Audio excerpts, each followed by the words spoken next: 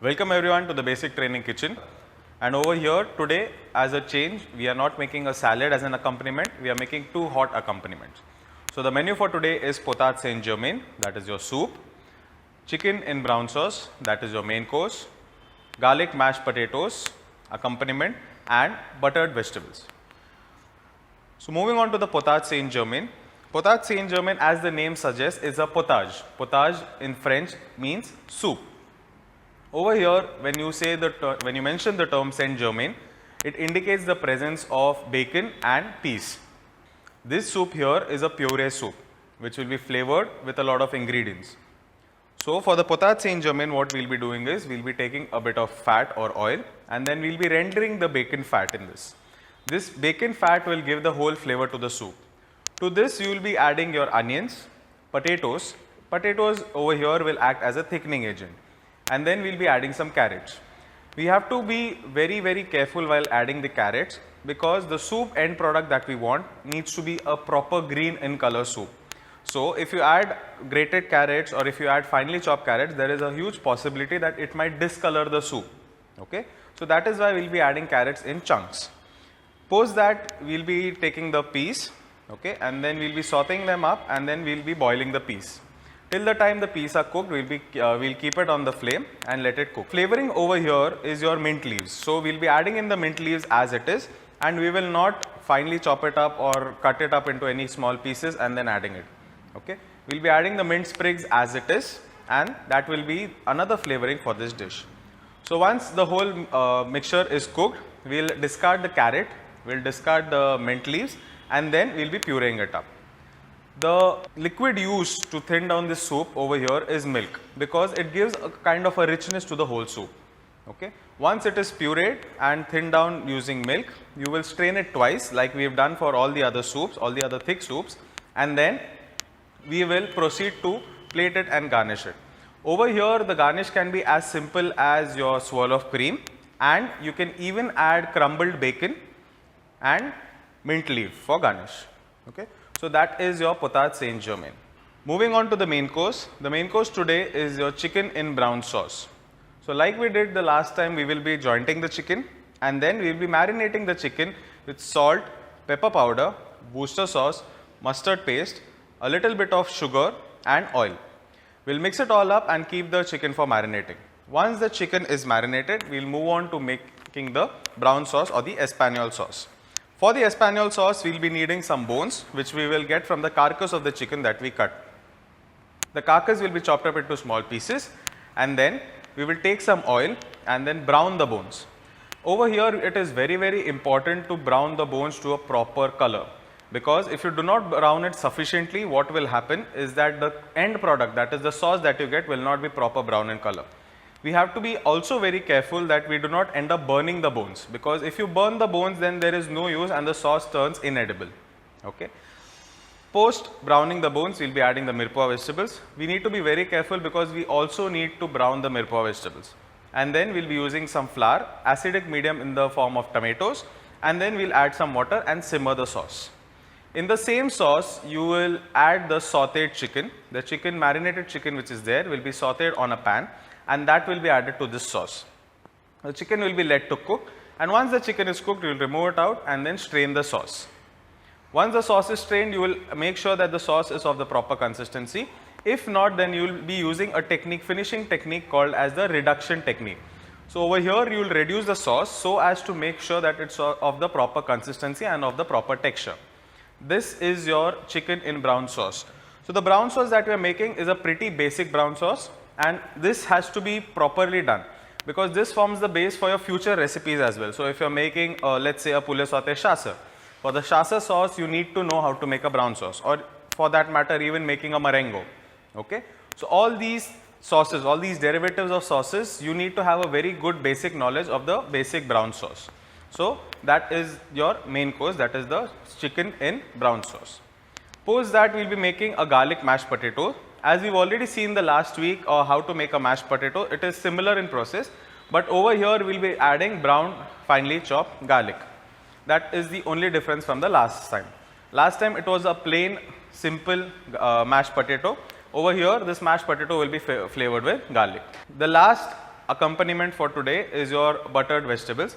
For the buttered vegetables, we'll be using cauliflower, radish, carrots, peas, okay, and all of them need to be cut up properly and in decorative cuts so that it looks beautiful. Over here today we'll be using jardinières of carrots and radish, so it looks good, florets of cauliflower, and beans also, the French beans also will be cut into lozenges, but into longer lozenges. Rather than having it into half-inch thickness, we'll be making sure that it is approximately 2 inches of length. Because the thing over here with the vegetables is that all the vegetables should look good, should look beautiful on the plate. So that is why the radish, the carrot and the beans will look similar. The cauliflower will be cut into florets and the peas or the green peas will be kept as it is. We will be cooking them separately, and then just before service we will be tossing it up in butter. So that is the menu for today. Let's go on to the division of ingredients. Because we have 4 dishes today, we have 4 different plates. The cauliflower will go for your buttered vegetables. The potatoes, leaving aside the smallest one, will go for your garlic mashed potatoes. The smallest potato will be used for your soup. Even from that, a bit of it will be used for the soup and the rest will be put in the mash. Onions go in 2 dishes, that is your brown sauce and your potat Saint-Germain. The rosemary will be kept for the brown sauce. The parsley also will be kept for the brown sauce. Parsley goes as a garnish to the whole dish. The tomatoes acts as a acidic ingredient in your brown sauce. The radish goes in your buttered vegetables, and we do not need the leafy part today. So we will be discarding the leafy part and then just taking the radish and putting it on the buttered vegetables plate. Next we have is the beans. The French beans all go for your buttered vegetables. You have to make sure that before starting any of the prep, you will always wash the vegetables and then use it, because if you do not wash the vegetables, what will happen is that all the dirt that will be there will be transferred onto the dish. The celery goes for your brown sauce. The mint, that is there, mint leaves, will go for your potat Saint-Germain. The peas also goes for your potat Saint-Germain, that is your soup preparation. If the fresh peas are in season, you can use that, or else we can use even frozen peas. The garlic that is there will be used for your garlic mashed potatoes. The carrot, the longer carrot which you have, will go for your buttered vegetables, so we can get more carrots out of it. And then the other small carrot will be used in 2 dishes. One is your potat Saint-Germain. It requires the least amount of carrots, so the smallest piece will go there, and then the brown sauce will have some more carrots. You also need peas in your buttered vegetables, so you make sure that you have peas on your table. That is the division of ingredients. Always remember, when you are working in the kitchen, your table should be clean of all the ingredients. So whatever ingredients you are not going to use will be kept on the bottom shelf for use in the later part of the menu. So the first thing that we do is we always start with the potatoes, because potatoes take a bit of time for boiling. So we will peel the potatoes properly, make sure there are no spots. Always remember that in some potatoes there might be some green colored patches or green colored spots. These green color patches or spots are called as solanin. This solanin is not good for the health of the person who will be eating it. So it is better to discard of this solanin by peeling it off, and it is just in layer, nothing more than that. So you just peel it off and then make sure that all the potatoes are peeled properly without any spots. We've always told you this time and again that you need to keep a pot of water, normal room temperature water aside, so that you can put the potatoes in the water. The reason we do this is because if we keep the potatoes out for a longer period of time, they tend to get oxidized and turn brown, or rather towards the end black in color. Once the potatoes are peeled, we will cut them up into chunks, but then these chunks also have to be equal in size, because we want to make sure that all the potatoes are cooked uniformly and together at the same time. If you put some chunks which are small and you put some chunks which are big, the smaller chunks will get overcooked and will disintegrate in the water, whereas the larger chunks have a tendency to remain undercooked or uncooked. So that is why, as you can see over here, we cut it up into similar uniform looking chunks. Now because the water is unclear over here, we will wash the potatoes again and we will fill it up with new water. We will put some salt to this so that the potatoes get some flavor, and we will keep it for boiling. Today we have to make sure that we properly boil the potatoes fully, not aldan, not in between, fully. Now we move on to the prepping of the vegetables for the soup. As you can see, we've already finely chopped the onion and we've cut the carrots into chunks. Now we will be taking the potato, we will be peeling it and cutting it up into smaller pieces. Over here we need to be very careful that we do not use more of the potatoes, because we don't need a lot of potatoes for this. We need the potato a little bit just for the thickening of the soup.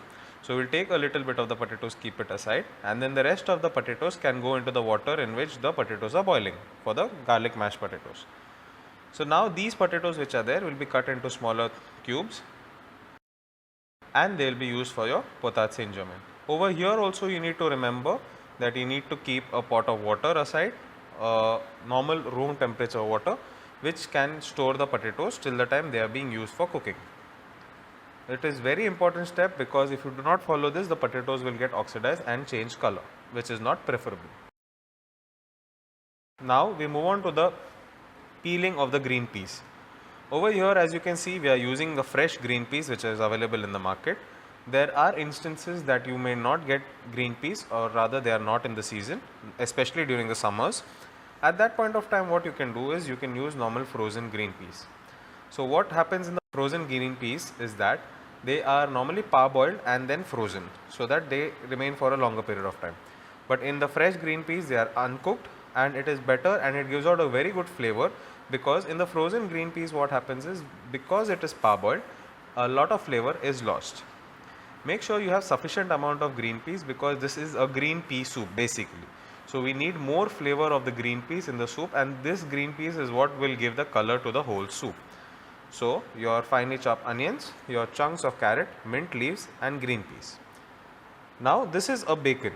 The part over here is the rind of the bacon, that is the outermost part. Then comes the fat and then the meat. So what we will do is, we will cut off the rind, or rather trim the rind of the bacon. This rind is not edible, but at the same time it has a lot of flavor in it. So we will not be discarding it right away, we will be using it in the soup and then discarding it towards the end. The rest of the bacon can be chopped up like this. For the people who want to avoid bacon, can do so at this point of time, but the thing remains that this cannot be called a potage Saint-Germain unless and until you add bacon to this. So we will again trim the rind of the bacon and then cut the bacon into smaller parts.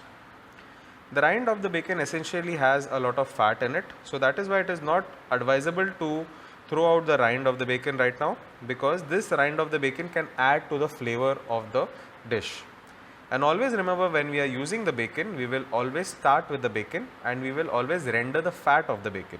That is, we will extract the fat out of the bacon. That gives it a more flavorful look to the whole dish, and the flavor of the bacon comes out properly when you render the fat. So we will take it onto a plate and then we will start with the making of the potage Saint-Germain, that is your soup for today.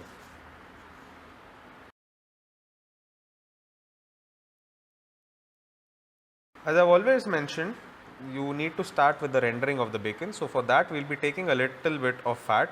Over here we have taken the butter, and then as soon as the butter melts a bit, we will add in the bacon. We will render the bacon till the time the bacon becomes shriveled looking, or rather crispy looking, and then it has started oozing out fat. As soon as you add the bacon onto the pan, because of the heat that is present, the bacon starts oozing out all the liquid and all the fat that is present rather, and it will give out the flavorful fat to the dish. You have to make sure that you keep stirring, or else what will happen is that the bacon will stick to the bottom of the pan and start burning. We do not want that, and we want to keep the dish proper. So that is why you have to keep stirring. The first thing that goes in after rendering of the bacon is your onions. Over here, make sure that the flame is on a medium low, so that you can control the temperature of the whole dish. Main point over here is that you do not need to brown the onions, you need to make them translucent. Because if you brown the onions, there is a possibility that you might end up discoloring the soup. We do not want a green soup with brown specks in it, we want a proper green soup. So here, once the onions are added, you will add chunks of carrot to this. The carrots which are added are only for the flavor and they will be discarded later. So do not add grated carrots, add chunks of carrots. Once the carrots are sauteed for a few minutes, you will add in the peas. You will saute them up a bit. You need to saute them up so that it gets mixed with the bacon fat and the flavor of the bacon is throughout the whole dish. Once this is done, sauteing for a few minutes, you will add in the potatoes which goes in the dish. The potatoes are still kept in water, okay, so that's why they've retained their normal color and not turned brown or black. So over here we see that we need to saute them all up together so that they take in all the fat flavor, everything is mixed together and can be cooked together also. Once this is done, you can either add in the stock or water. We will be using water today to cook the ingredients for the soup. Make sure that nothing is stuck to the sides. If there are things, that is onions, etc. stuck to the sides, then make sure that they are removed using the help of your flat spoon, spatula or any other spoon. Because if they keep sticking to the side, there is a possibility that the ingredients might start burning and then the soup might change color and the soup will have a odd flavor. Okay, you need to keep this at a medium flame and then add in the mint leaves as it is. The reason we add in the mint leaves whole is because we are going to discard the mint leaves right before pureeing the soup. We just need the flavor of the mint leaves and not anything else, so that is why we just put it as it is. Now we move on to draining the potatoes. The potatoes have been cooked for a long period of time. You can check the potatoes by inserting a knife inside, and then always remember, you will never ever refresh a potato. Once the potatoes are drained, you will get it back to your table on the gas range, and then you will switch on the gas range and dry the potatoes. This is to get rid of the surface moisture that is present on the potatoes. There are some water droplets which are present on the surface of the potatoes and we need to get rid of them. If we do not get rid of them, there is a possibility that the mashed potato that you get will be a bit sticky. We do not want that. We need a good mashed potato. So that is why we dry out the potatoes over here, and once the potatoes are dried out, you will take them in the strainer and then strain using a round spoon. You will press the potatoes through the strainer. This will ensure that you get a very fine and nice mashed potato. So once the surface moisture is gone, you will take it onto your table and then transfer the potatoes onto the strainer, and then using the strength of your hand, you will press the potatoes through the strainer. If the potatoes have cooked properly, this will be a pretty easy step, but rather if you have not cooked the potatoes properly, then there is a possibility that the potatoes will not pass through the strainer, making this a much more tedious task. We need to ensure that all the potatoes are passed through the strainer properly, and instead of mashing it up with a masher or a spoon on the dish itself, on the vessel itself, it is better to use a strainer because this gives a very finer mashed potato. So that is why this is preferred method of making a mashed potato. Once the mashed potatoes are ready, you can keep them aside because we will not be using the we will not be making the garlic mashed potatoes till the end. That is right before service, we will be making the garlic mashed potatoes and then serving it. So once the mashed potatoes are ready, you can keep it aside with a lid on top. As you've already seen the jointing of the chicken video, here we are going to use the joint chicken. So we are going to use the 2 legs, 2 breasts and 2 supreme part in this chicken. So for that we need to marinate the chicken. So we will be taking some salt, some pepper powder, then some Worcester sauce. Worcester sauce has kind of a tangy flavor. Okay, we've already learnt about the Worcester sauce in the classes before. So I hope you guys remember what is a Worcester sauce. Then a little bit of mustard paste. All these ingredients which are used to make the marinade are quite flavorful. So these add to the flavor of your chicken. So instead of making just a marinade out of salt and pepper, we will be using a Worcester, mustard, sugar to balance out the acidity and a bit of oil.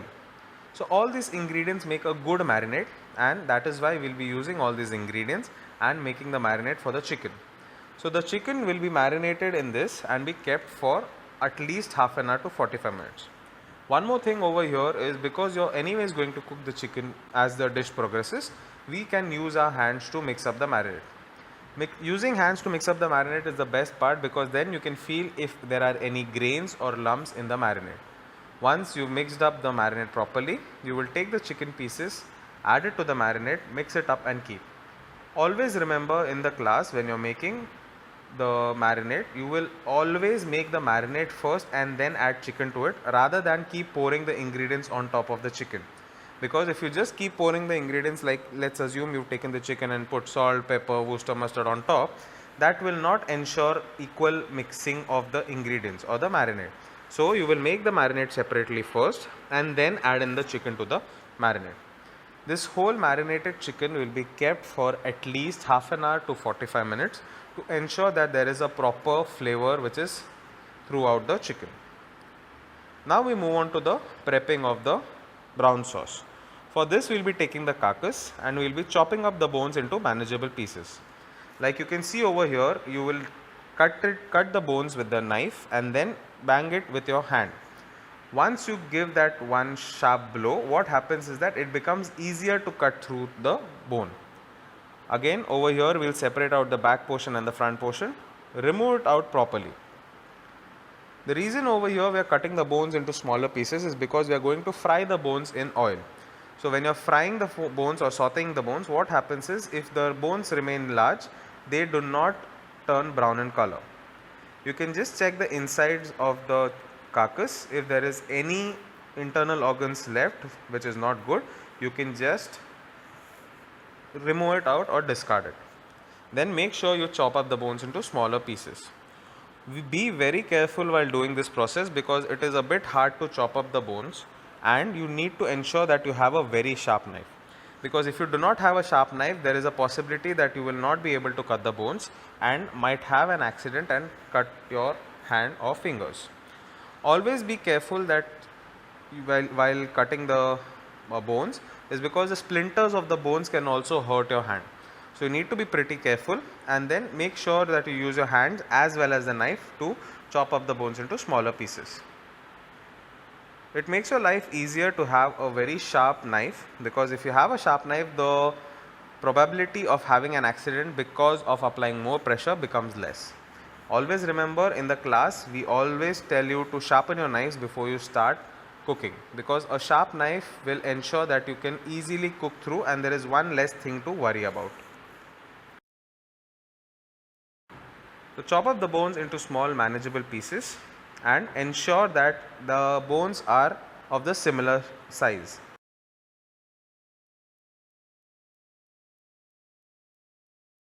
Over here for the brown sauce, as you can see on the side, on the right hand side, the mirepoix vegetables are already kept ready along with the acidic ingredient, that is your tomatoes. So we finely chopped the onions, we've grated the carrot, we've chopped up the celery and we've chopped up the tomatoes. So these are the ingredients that will be used to make your brown sauce. So your bones, your mirepoix vegetables, your tomatoes and your rosemary. In the meanwhile, we also need to check up on the soup and ensure that the soup is cooked. The ingredients for the soup are cooked. If the ingredients are cooked, you will take it onto your table, put the ingredients through a strainer, collect the liquid. We need to keep the liquid because the liquid has a lot of flavor in it. And out of this, we will transfer it onto a plate and ensure that it cools down. While it is cooling down, it is mandatory that we remove out the bacon rind, the mint leaves and the carrot. The carrots, if we leave it as it is in the soup for pureeing, it will discolor the soup. The mint leaves will make it turn a bit bitter because it is already leached out all its flavor, it will tend to turn bitter. And the rind, as it is not edible, will get mixed up with the soup and while eating the soup, you will have a very bad mouthfeel. So ensure that you remove all these things before you put the soup for pureeing. Be very careful at this step because if you miss out on any of these things, it will ruin your soup. Keep the liquid and the vegetables for making the soup and then you can puree it and keep it aside. We move on to the making of the brown sauce. For making the brown sauce, what we'll have to do is we'll have to take a pan or a vessel and then add at least 90 to 100 ml of oil. This oil will be let to sit on a high flame till it reaches its smoking point.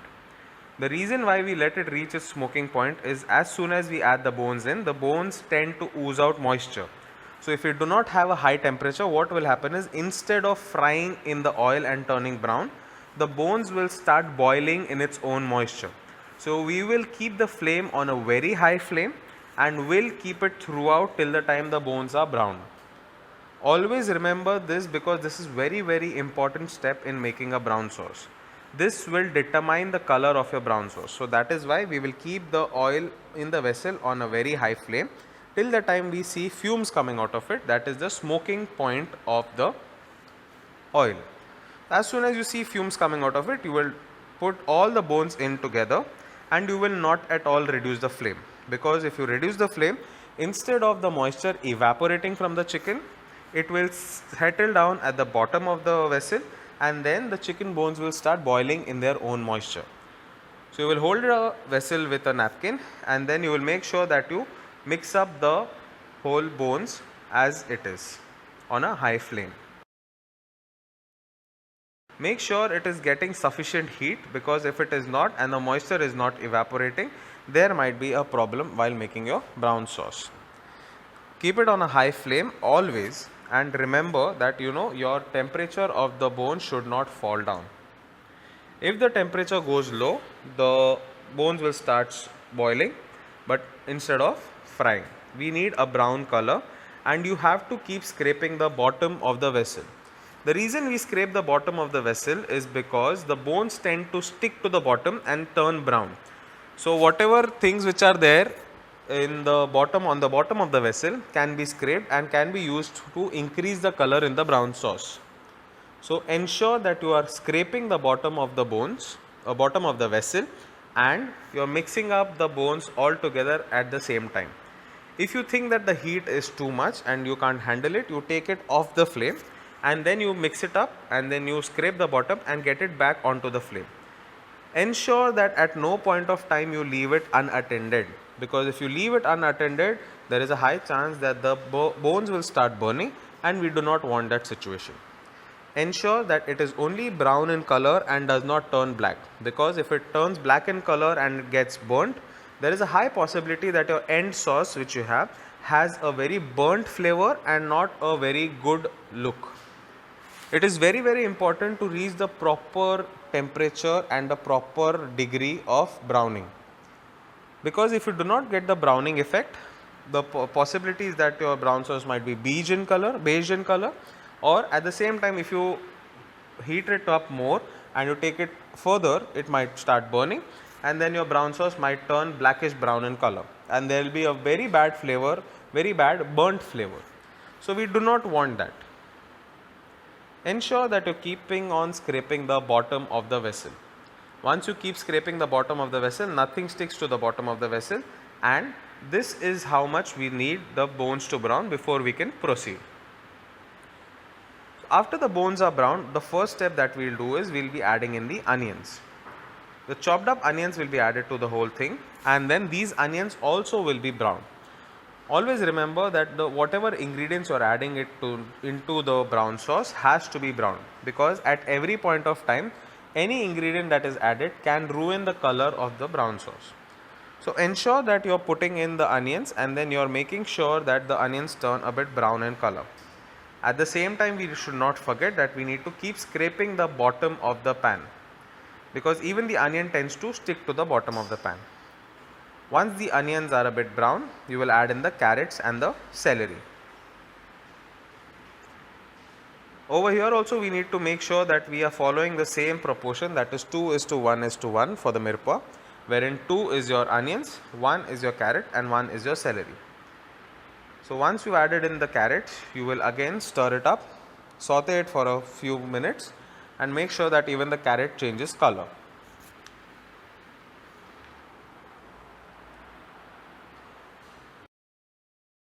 Once the carrots have changed their color, you will add in the celery and then you will continue sauteing it. Throughout the whole time, you will make sure that you are scraping the bottom of the vessel, because if you do not scrape the bottom of the vessel, any ingredient will stick to the bottom of the vessel and will start burning, which is not favorable over here. So once you scrape the bottom and you feel that the colors has changed, you will add in the flour to this. Flour over here acts as a thickening agent to the whole sauce. So you will add in the flour, and because flour is white in color, as soon as you add in the flour, you will have to make sure that the flour is cooked. If you do not cook the flour, it will again affect the flavor of the sauce and it will also affect the look of the sauce. So over here we need to make sure that we cook the flour properly, and till that we will cook it till the time we do not see any white specks on the bones. We have to ensure that we keep cooking the flour till the time they are done, and once the flour is cooked, we will be adding in the acidic ingredient, that is the tomato and the tomato puree. So the tomatoes have been chopped and kept, so you will add it in directly, and then you will add in the tomato puree. Tomato puree is just to enhance the color and to give it a bit more acidic flavor. The tomatoes that are there might not end up giving the color that we need. So that is why we add in a little bit of tomato puree to ensure that there is a bit of color which is added. Over here also, as you can see, I am going on scraping the bottom of the vessel, at the same time mixing the ingredients.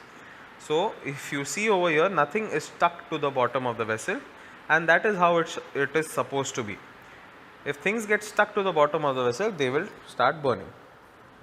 And then we will add in approximately 500 ml to 700 ml of water, depending on the final product that we need, and we will keep it on a simmer for at least 20 to 25 minutes. This will ensure that the flavor from the bones are properly extracted and all the flavor gets leached out into the liquid that is there over here, the water. And once this flavor is leached out, then we can use this sauce. As you remember, we have not added the flavorings yet, so we will be adding the bay leaf, the peppercorn and the rosemary over here for making the sauce. Once these ingredients are added, we will keep it on a simmer for at least 20 to 25 minutes, and this is how we make our brown sauce, or also called as Espanol sauce.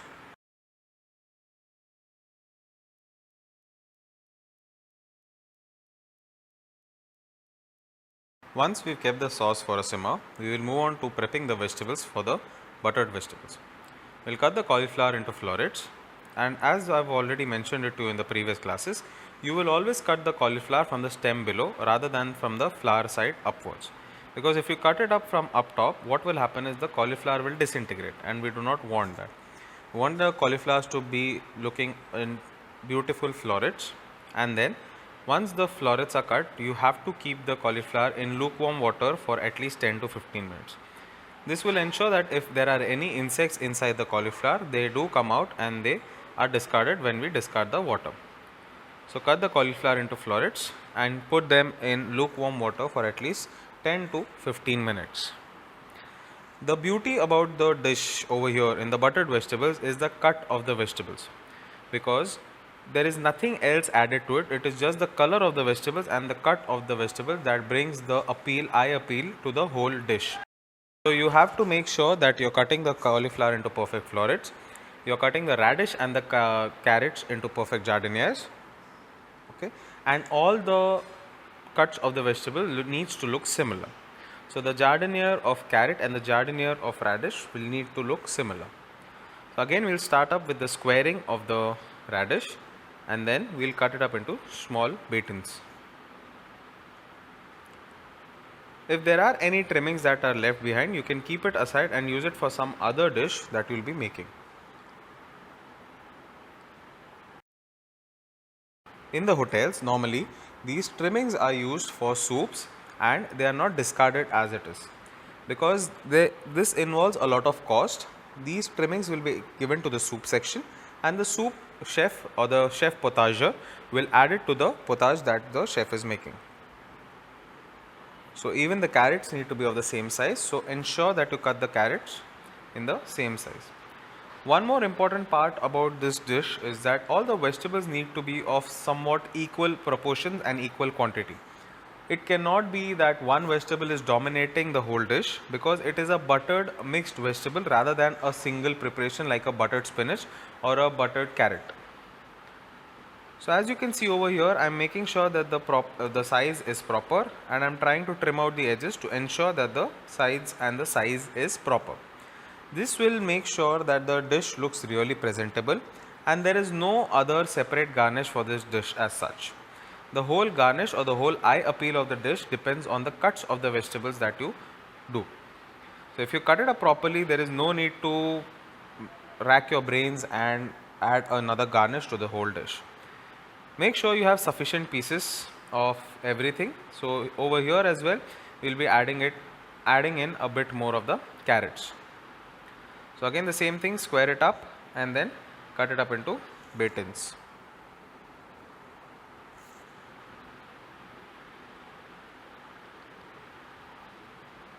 So once the trimmings are kept aside, we will move on to the next vegetable, that is the beans, French beans. So over here in the French beans, like we have already mentioned, you need to string the beans, and if the beans are tender, you will not have a lot of strings. We will be cutting it up into 2-inch pieces like this, long pieces, to match the carrot and the radish. Make sure that they look all similar, because if they do not, then they will take different times to cook, and that will cause a problem while making the dish. Over here the peas are already kept ready and that can be used. For the boiling of the vegetables, we need to make sure that we use separate water for separate vegetables. So over here the first thing that we are going to blanch are your French beans. So for the French bean blanching, you will take some water, you will add in a bit of salt and you will mix it up. Because the French beans and the green peas are of the same color, that is green, and they have the same pigment in them, you can add them together, but only when the French beans are cooked half. So when they are halfway through, you will add in the green peas and you will blanch them together. Remember that if you are using frozen green peas, what you need to do is you need to put the green peas in lukewarm water, because they are already parboiled. So keep the green peas in lukewarm water and then you can use your frozen green peas. Over here, as we know, we will be taking the whole thing to the sink, draining the liquid off, and we will be refreshing the vegetables. This is to ensure that there is no carryover cooking that happens and the color of the vegetables remain the same.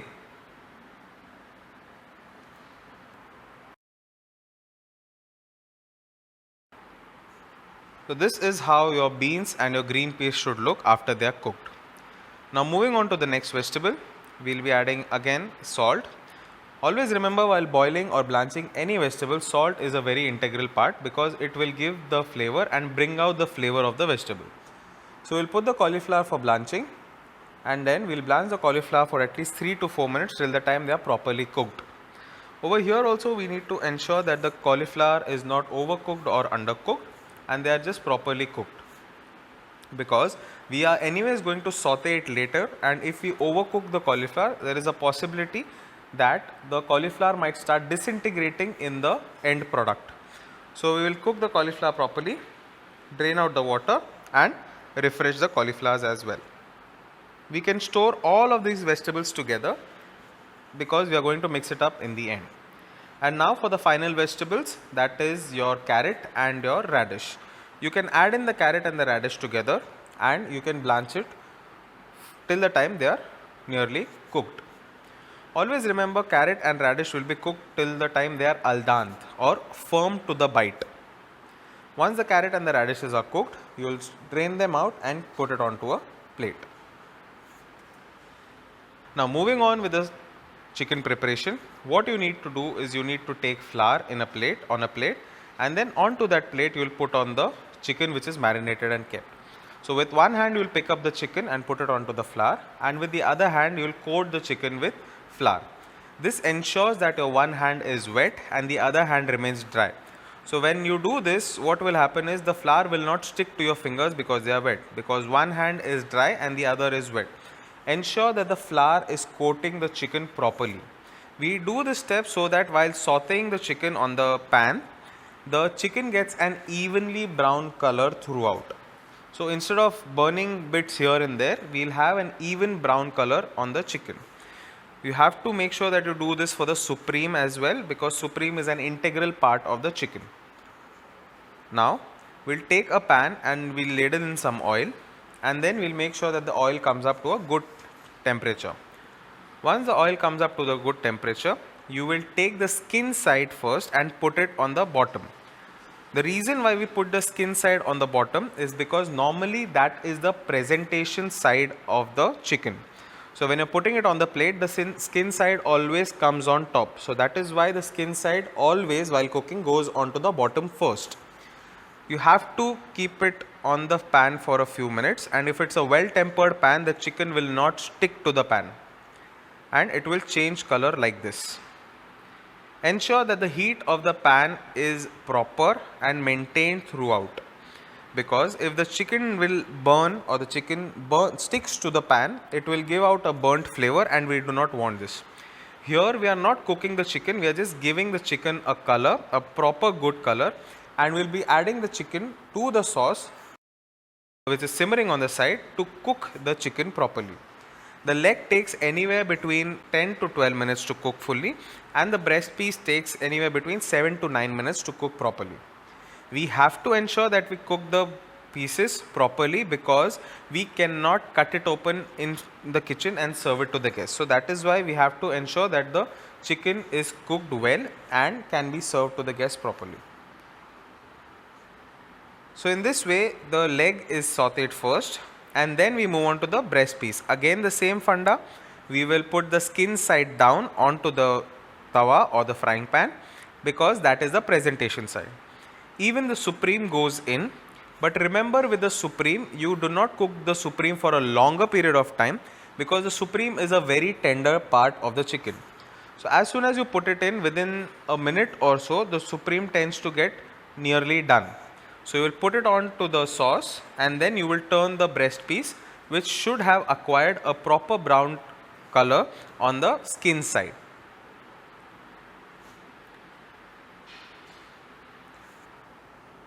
This process is not for cooking of the chicken, it is just to sear the chicken and give it that nice kind of color. The cooking of the chicken will take place inside the sauce only. So you will take the piece which is already seared and you will put it inside the sauce. At this point it ensures that the chicken is cooked. So that is why we put the leg in first, because leg takes a bit longer to cook than the breast. If the chicken pieces are on top, you will make sure that they are inside the sauce and you push it in. So the bones that are there on the bottom can be picked up and taken on the top, and these chicken pieces need to go on the bottom. There are still fragments on the pan which are there. So now we will be doing a process called as deglazing of the pan. So you will heat up the pan and you will add in wine to the pan. So this wine is an acidic ingredient, so that tends to remove all the debris that are stuck to the pan. So all the chicken pieces, the chicken juices which are on the pan needs to go inside the sauce. So we deglaze the pan and then we put the liquid inside the sauce, and this will enhance the flavor of the sauce. Now we will proceed to finish the garlic mashed potatoes. For that we take butter onto a pan, and as I have already mentioned that we can add in garlic to the cold butter and start sauteing. That will ensure that all the oils that are present in the garlic is released properly and very good flavor of the garlic comes out of this. So here what we are trying to do is we are trying to melt the butter and trying to brown the garlic at the same time. So once the butter is melted, it will take approximately between a minute or 1.5 to make the garlic brown in color. Ensure that your flame is on a medium, because if you keep it on a high flame, there are two things that will happen. One is that the butter will start burning, and the second is that your garlic will start burning as well. We do not want burnt garlic, we want brown garlic to be added. Once the garlic turns brown, you will add in the mashed potatoes, and using the spatula you will mix up all the mashed potatoes properly with the butter and the garlic that is there on the pan. If you brown or if you burn the butter, there is a possibility that the whole mixture of your mashed potatoes will turn dark brown in color. As you can see over here, it is not burnt butter, so that is why it is giving that good kind of beige kind of color to the whole dish. So this is what we need. We need to be very careful at this point, and we need to keep our flames on a low, because if we keep it on a high flame, there is a possibility that the potatoes will stick to the bottom of the vessel and start burning. Now we will add in the cream to this mixture and mix it up. The cream in the mashed potatoes makes the whole dish a bit more creamy, it makes it a bit more rich, and the mouthfeel that it gives is really smooth. So that is why cream is one of the essential parts to be added to the mashed potatoes before we serve it to the guest. So now we mixed up the mashed potatoes. To this we will taste and see and add any salt and pepper if required. The last dish that we will be making before we before we serve the guest is the buttered vegetables. You heat up the butter and add in the cooked vegetables that you kept aside, and then you saute it for approximately 30 seconds to 45 seconds. We just need the vegetables to be covered with the butter rather than the whole thing cooking. We do not want to cook the vegetables are already partially cooked, so we just want the vegetables to be coated with butter. At this point we will be adding our seasoning and flavoring, that is your salt and white pepper powder. Make sure you do not keep the flame on a high, because if the flame is on a high, there is a possibility that the cauliflower might start disintegrating and will start burning, and we do not want that. So approximately 30 seconds to 45 seconds is all you need to mix up the butter with the vegetables, and once that is done you can take it out for service.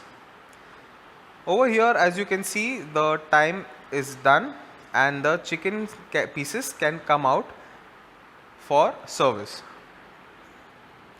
As you can see, the chicken is cooked, and the indication that the chicken is cooked is the flesh tends to get separated from the bones. Make sure that you've removed all the pieces of the chicken, especially the supreme, which tends to get lost in between the bones. You have to make sure that the supreme is also removed, because that is an integral part of the chicken. Once that is done, you need to strain the sauce, and you need to strain it out onto a saucepan. Over here, ensure that you have a flat spoon or a round spoon ready, so that you can get all the liquid out onto the saucepan. Because if you do not get the liquid out, there is a possibility that the flavorful sauce which you've made is left behind in the strainer itself. So to ensure that all the liquid is removed, you will make sure that you apply pressure onto the bones and get the liquid out as much as possible. Take it out onto a saucepan, because we still have to further process this sauce and it is not ready yet for service. So once you've strained out all the liquid from the bones, you will use a finishing technique which is called as reduction. Because the sauce consistency is not as what we desire, we will use a technique called as reduction, and we will reduce the sauce to a thick consistency. And this is very important, because if you do not reduce the sauce will tend to run on the plate rather than being in one place. So we need to make sure that we have the sauce in the proper consistency, and for that we will keep it on the flame for a brief period of time, so that the sauce reduces properly. Once the sauce is reduced properly, you can use it for service. This will take anywhere between 5 to 10 minutes depending on the initial consistency of the sauce. Now for finishing of the soup, you will take the puree that you've made, and to that you will add in a hot milk. The reason why we are adding hot milk is because it will increase the temperature of the whole dish together, and that makes it easier to mix up all the puree and the milk together. The milk over here gives it a bit of richness, and that is why milk is used to thin down the soup rather than using water. So now once the soup is of the proper consistency, you will put it onto a strainer, and then using the back of the round spoon you will strain out the soup onto another saucepan. This method is very important, because over here there is a possibility that the fiber from the green peas, the skin of the green peas and the onions is left behind, and we do not want a soup which does not have a smooth texture. We need a soup which is really smooth, which has a really smooth mouthfeel, and that is why we try to get rid of the fibers that are present from the ingredients that we used for the soup. As you can see over here, there is a lot of fiber present, so this will be discarded, and then the soup will be strained once again. The reason for double straining a soup is that to ensure that the soup is really smooth. Okay. For the first straining, we use the back of the round spoon to strain out the soup. Now for the second straining, what we'll do is we'll take another new saucepan, and then we'll pour on the soup to the strainer.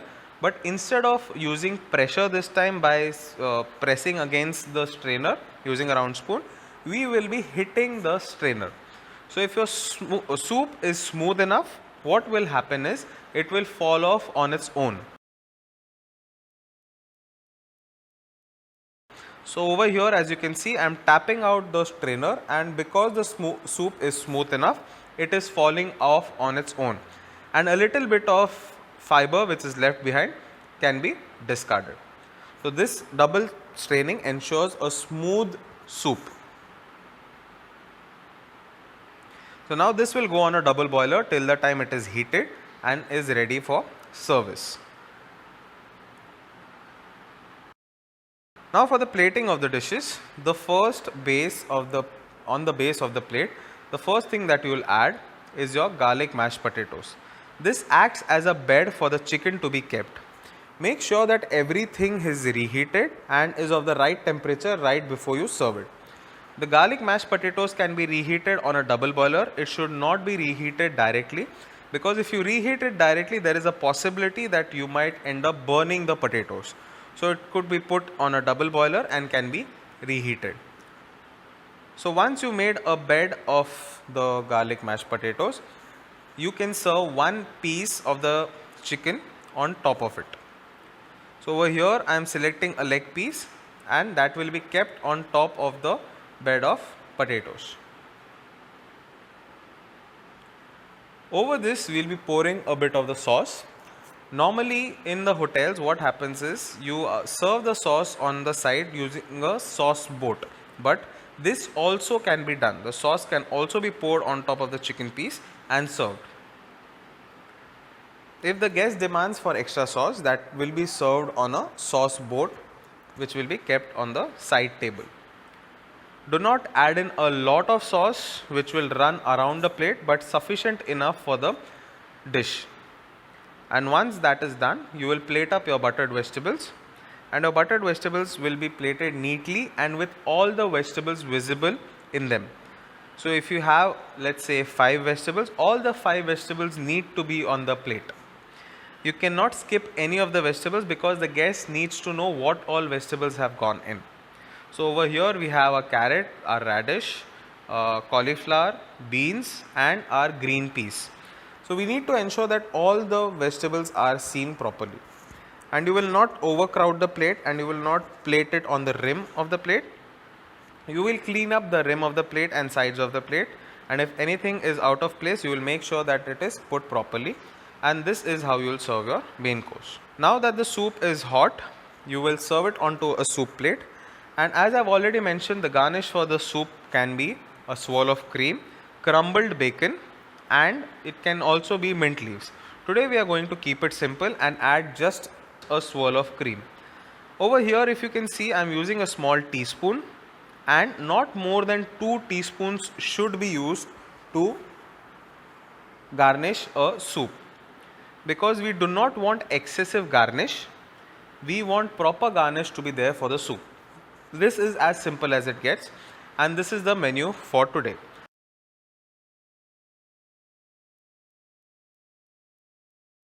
This potage Saint-Germain, that is your green pea soup, and your chicken in brown sauce with garlic mashed potato and buttered vegetables.